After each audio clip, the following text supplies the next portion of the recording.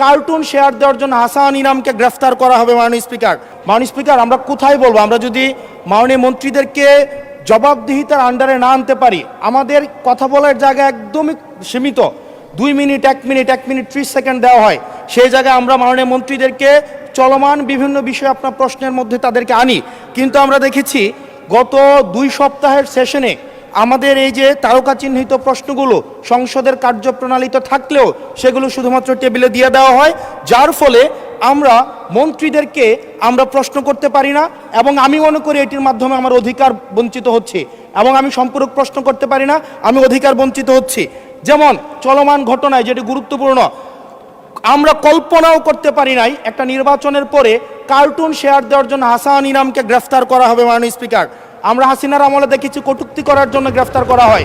Cartoon share করার কারণে আমাদের চিফ হুইপ মহোদয় আমাদেরকে ইনভাইট করেছিলেন এই সংসদে, যে উনি বলেছিলেন তিমির এবং হাঙ্গর, এটা স্যাটায়ার করে বলেছিলেন, এটা আমরাও বুঝেছি, এটা উনিও বুঝেছেন।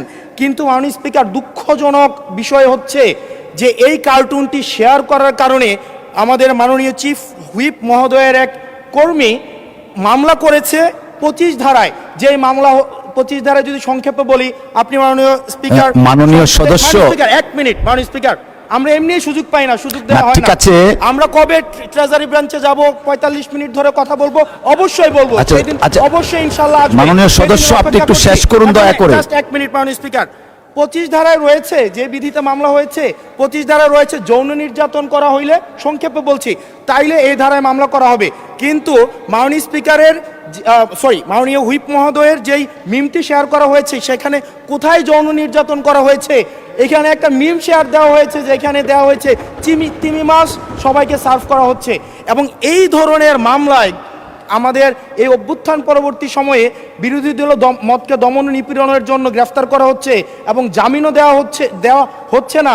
এবং এইখানে কোনো ধারায় 25 ধারায় সাইবার নিরাপত্তা যেটা আইন এই সংসদে পাশ করা হয়েছে, এই আইনে কূটনীতির জন্য বা রাজনৈতিক স্যাটায়ারের জন্য আমাদের মামলা করার কোনো বিধান নাই।